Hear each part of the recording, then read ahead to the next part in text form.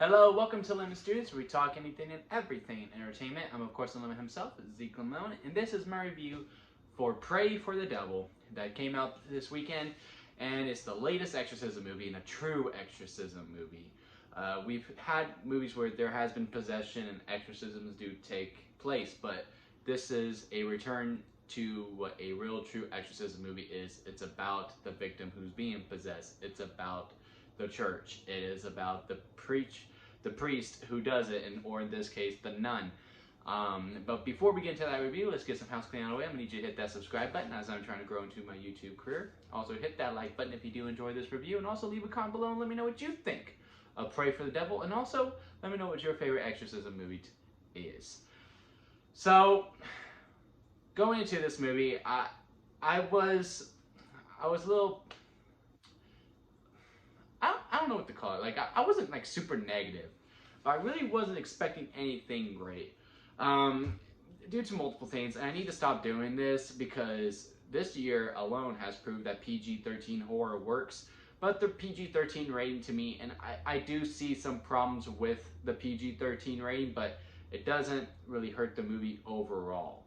So there was also that. Also, the way the movie was marketed. I am a it was just, the trailers just weren't good. The trailers just weren't good to me. They're like, yeah, you have to come see this movie. It was placed at the right spot because I do think if you put this anywhere else on the calendar, no one really comes to see this. And I still had a pretty packed theater going into on a Sunday night, and I was very shocked by that. I was, expecting to see a quieter crowd, but no, it was actually a pretty decent amount. The thing with this movie is, the problems is that it's a very traditional type script. And with an exorcism movie, it's not about cheap jump scares.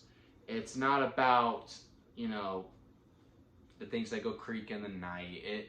It's not about building tension. I mean, yes, you build tension, but like not for a just jump scare. This is the type of movie, the way that this movie is structured and it goes, it's like almost like a slasher. Like the latest thing I could think of is like Countdown, those types of horror movies. You know what I mean? Look at the trailer for Countdown. You're like, oh yeah, no, I know about that type of horror movie. And it just really seemed like it was a clash of styles. And also, this movie tries to do a lot because yes, there is the story about the nun who is learning to be an exorcist, which hasn't happened in a very long time. Like I believe they say 7 centuries. Like there was one before, but then there hasn't been one for like 7 centuries, and now here she is. And they deal with that, but they touch on it, but they don't really do much with it. And the marketing really relied on it too, which it was cool. And the movie almost lost me in the third act because it seemed like they really strayed away from that, and I was like, oh no, movie, you're like losing your identity. Also, a conversation I really enjoyed because, like, guys, I am a Christian. Obviously, I mean, I'm not ashamed to like show it. And these types of movies, they really get to me, and I really enjoy these. Like, these movies should scare me and get under my skin. Like, I should be uncomfortable while watching. I just wasn't having that. Again, it was just a cheap jump scare that you could just tell when it's coming from a mile away. And another thing that I really enjoy, because like when I did have friends that were Christian, I don't think I have any now, but like when we would have conversations about the church, and there's always a talk of how much do you think of this is real, how, and especially with demons and possessions, like do you really think this is happening, all that kind of jazz. And that's one of my favorite things with exorcism movies, because they do dig into those things and talk about like, well, is she possessed or is she just crazy? And there's a psychiatrist, and again they touch on it, but they don't act on it. Crash wants to make his cameo. Hi, buddy. And again, it's just touched, but they don't go more into it. And I really wanted them to go into that more, especially with the psychiatrist. There was a much longer movie that was written here. Like, I would really like to see like what was the first cut of this movie, and what was the script, because I just would have liked to see, they go to meet the person that they're gonna exercise, and there is the debate of, well, are they just schizophrenic, are they just this, or are they just that? Let's go into this conversation, and then okay, yeah, no, there's enough evidence.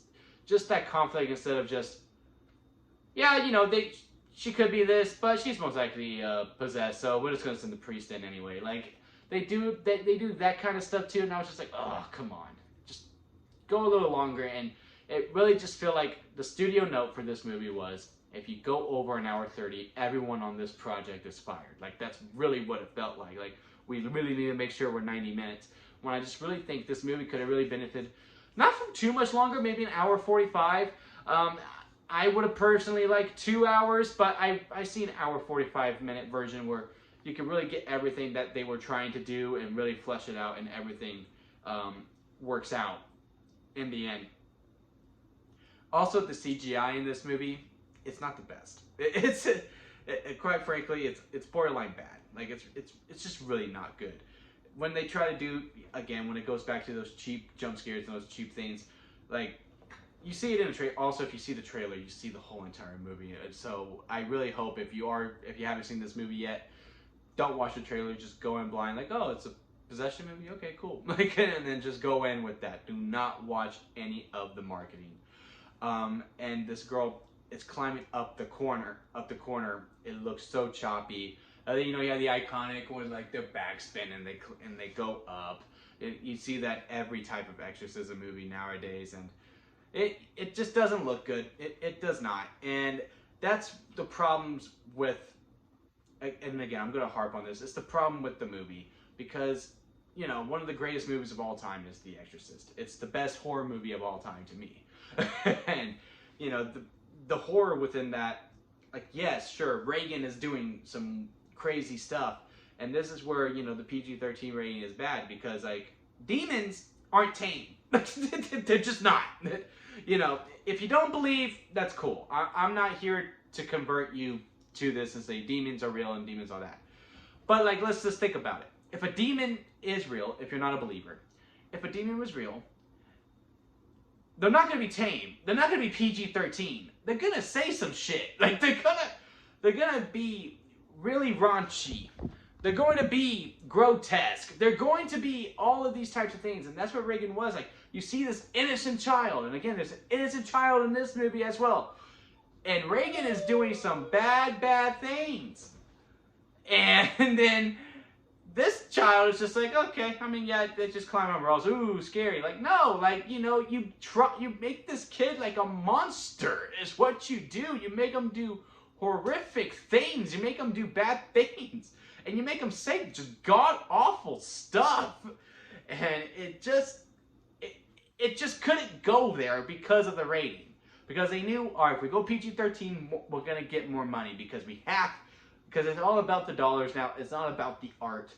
And, you know, I understand that to a degree. But yet at the same time, it's like, man, there was just a much better movie here that the studio just was not allowed to be made. Or the screenwriter was just wanting to make a buck. Which, you know, that's fine. I mean, hey, you know, sometimes you got to do a job. But I did see a lot of potential in this, and it just didn't match up to that. Now, there are some good things in it. I mean, the acting from top to bottom is very good, very engaging. Good direction overall.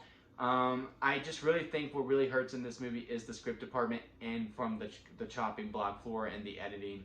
Again, I might study up on this movie later on and be like, I wonder what the first cut was. Hopefully this is a script that does come out, and I would like to read it to see what else was on here. But overall, I mean, it has good atmosphere, and again, it's your typical run-of-the-mill. If you know horror movies, you've seen this all before. It brings nothing new. But for casual viewers, I believe this is a good time for y'all.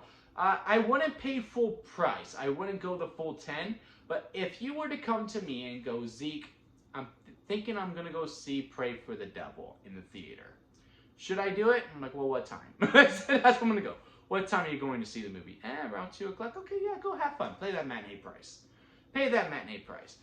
I'm going to go 7 at night. Oh, yeah, I mean, that's good for the mood. But, you know, you might be wasting your money there. I would save it for an earlier day or wait for DVD. That's how we go. And if I had to rank it on the lemon scale, where it goes sour lemon, expired store-bought lemonade, lemonade, freshly squeezed lemonade, and strawberry lemonade at the very top, that's a store-bought lemonade. Again, it's not bad. It's really not bad. It's not the worst exorcism movie ever made. But it's not great either. And maybe that's a problem with me, that I am trying to, like, I'm just like, I wasn't expecting The Exorcist, but I was expecting, you know, I was hoping that we would at least get close to The Last Exorcism of Emily Rose, which is another. Now, if you want to talk about a good PG-13 exorcism movie, that's a good PG-13 exorcism movie. The Last Exorcism of Emily Rose. I also highly recommend that one. But again, that's just my thoughts. It's a fine movie. For what it is, it's okay. I expected an okay time, and I got that. But yet I still feel disappointed. So take that for what you will. But again, comment below, let me know what you think of The Devil and Pray for the Devil. I almost said The Devil Inside. That's a whole other movie. And that one was also pretty, that one was okay. It wasn't, and that one wasn't horrible. That just cashed in on found footage stuff. But again, that was fine for the most part. But yeah, comment below, let me know what you thought. And let me know what is your favorite exorcism movie? Comment below and let me know on that. Again, hit that subscribe button as I'm trying to grow into my YouTube career. And again, like this video if you did enjoy this review. And that'll be it for me, guys. And I'll see you here next time at Lemon Studios.